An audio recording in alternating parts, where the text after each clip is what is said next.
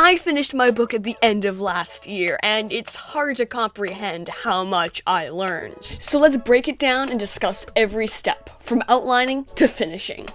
Going through what I learned and what I'm going to do about it, but more importantly, why the entire goal for this book changed 6 months ago. So I started planning my book. I hadn't ever outlined it, but the story had been in my head for years. I'd written little tidbits of things along the way, but that was about it. Once I decided I actually wanted to write it, I used a method of planning that is basically a spreadsheet. I took inspiration from J.K. Rowling's outlining style, which is basically a spreadsheet with characters and where they are at any given time, the chapters they're in, everything that is needed to write the book. It's useful, but I don't think I will use it for the next thing I write, and I'll explain why later. I started working on the first draft, following my outline and writing the story in a notebook. I remember what I learned from the previous book I'd written, a much shorter and unfinished novel. I knew that taking the vomit draft approach to the first draft would work for my writing style. Essentially, this means just don't worry about mistakes or continuity errors. You just let everything spill out. My main character's name changed 3 times during the first quarter of the book, and I just went, I'll just fix it in the edit. And honestly, it worked pretty well. During the first draft, at around chapter 7, I ran into a problem. I felt like the story had halted and I wasn't sure where to go next. I'd written myself into a hole and had no idea how to get out of it. I realized that this was largely because I'd strayed from my outline for far too long, and I was now having trouble figuring out where to go. Remembering the vomit draft philosophy, I decided to disregard the last couple pages and just jump back on the outline, but now keeping in mind that I would have to rewrite the chapter, which I did end up doing in draft 3.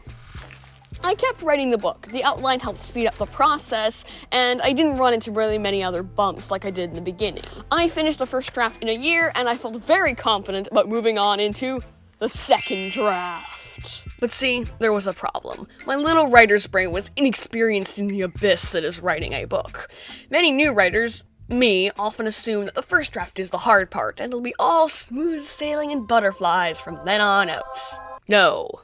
Of the 3 years working on that book, in total I spent at least 2 of them editing it. Good books don't come from first drafts. They come from the hours, weeks, and sometimes years spent editing them. But my little writer's brain was like, how about, instead of going through the deep dark abyss where writers slave away at singular chapters trying to figure out what makes them read so stilted, and maybe just starting all over again is better than just trying to salvage what I was thinking in draft 1 and hey, look at that path that goes around the abyss. That's just like a great idea. See, the easy path isn't always the best one. I came out of draft 2 with a barely improved book. It was better, yes, but I didn't change any of the major story, character, or world-building flaws. And it was at this point that I made one of the best writing decisions of my life. I found an editor. It's always good to have an outside perspective on your writing. Another person will see things you never noticed, and be able to point out where something isn't coming across the way you meant it to. But the best thing is when the outside perspective is someone whose job it is to critique writing. The editor suggested so many things that I either hadn't thought of before or was just too apprehensive to change. Her feedback was the basis of the third draft. In that revision, the book changed drastically. I rewrote entire sections and worked on world building and plot points. This revision took about an entire year to complete, but it was worth it because at the end I had a greatly improved book. This brings us back to 2022. I sent the manuscript back to my editor and got some feedback, but less than last time. I still had things I wanted to change, so I started the 4th draft. This draft was a lot slower, and it focused on a lot more of the smaller things in the book. The scene-by-scene basis, the dialogue, things like that. In the fall of this year, I started to lose motivation. Editing can be fun, but writing new prose is a whole lot more enjoyable, at least for me. I'd gotten through most of the book and I was starting to feel worn out, which I don't think is unwarranted because I've been working on it for 3 years, and even before that I'd been thinking about it. So I made a decision. I decided to give myself a cutoff date, a point at which I would put it down and move on to something else. The cutoff I decided was the end of 2022. Once 2023 rolled around, I would stop working on the book. I think this was a good decision because you can endlessly keep fixing things and making it better, but eventually you'll get into a spiral of fixing, editing, and you have a hard time getting out and saying, it's done.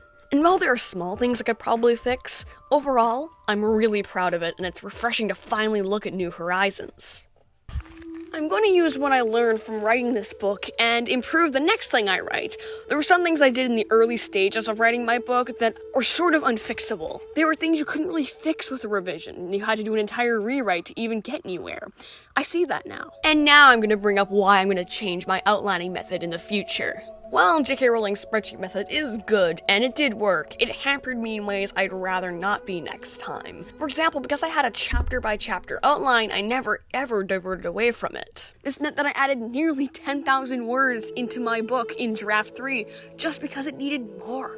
I honestly think it wouldn't have these problems if I just outlined a story, and it didn't matter how many chapters it took to do something as long as it happened. A spreadsheet might still work, but I'm not going to outline each chapter like I did for this one. I also want to try new things and expand my skills. I want to write even better characters that feel really alive. This book was a huge learning experience for me, and I'm really inspired to do even better the next time. Because near the end, I realized that my goal wasn't to get that particular book published anymore, like it had been for so long. I started viewing this book as a stepping stone for my writing skill, and as a way for me to improve. Would I like to be a published author someday? Of course! But now I realize that a book's purpose doesn't have to be publication. Because with every book, you improve, and someday, one of those books will make you a published author.